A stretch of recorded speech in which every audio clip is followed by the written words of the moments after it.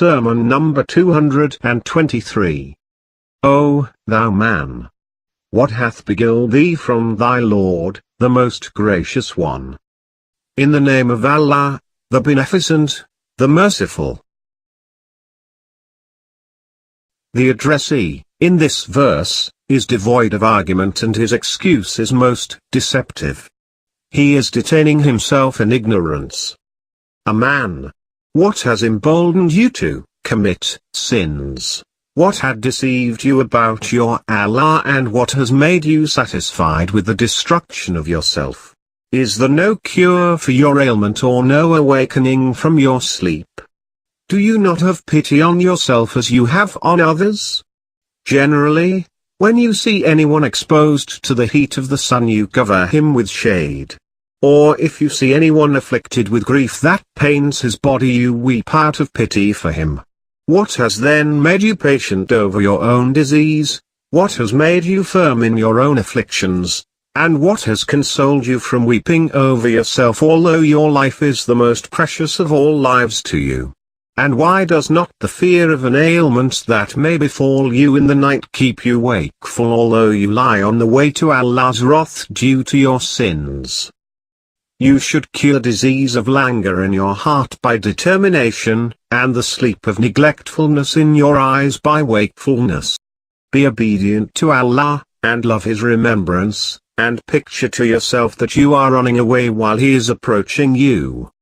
He is calling you to His forgiveness and concealing your faults with His kindness, while you are fleeing away from Him towards others. Certainly, great is Allah the Powerful, who is so generous, and how humble and weak are you, and still so bold to commit His disobedience, although you live in His protection and undergo changes of life in the expanse of His kindness. He does not refuse you His kindness and does not remove His protection from you.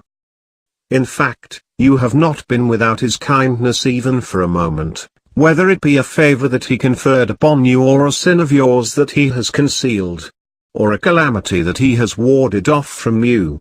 What is your idea about Him if you had obeyed Him?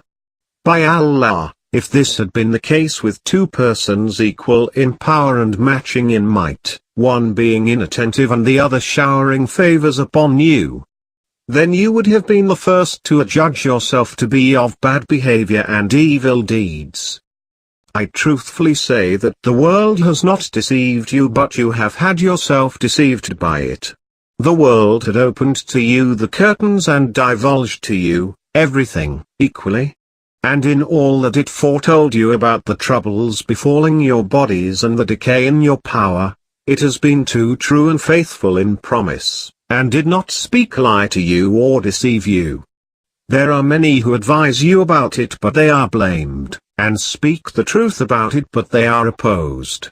If you understand the world by means of dilapidated houses and forlorn abodes, then with your good understanding and far-reaching power of drawing lessons you will find it like one who is kind over you and cautious about you.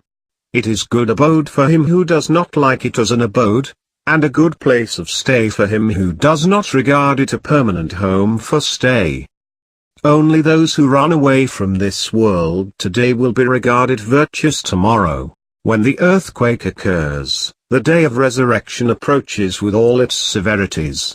The people of every worshipping place cling to it, all the devotees cling to the object of their devotion, and all the followers cling to their leader. Then on that day even the opening of an eye in the air and the sound of a footstep on the ground will be assigned its due through His justice and His equity. On that day many an argument will prove void and a contention for excuses will stand rejected. Therefore, you should now adopt for yourself the course with which your excuse may hold good and your plea may be proved. Take from the transient things of this world that which will stay for you in the next world, provide for your journey, keep your gaze on the brightness of deliverance and keep ready the saddles, or setting off.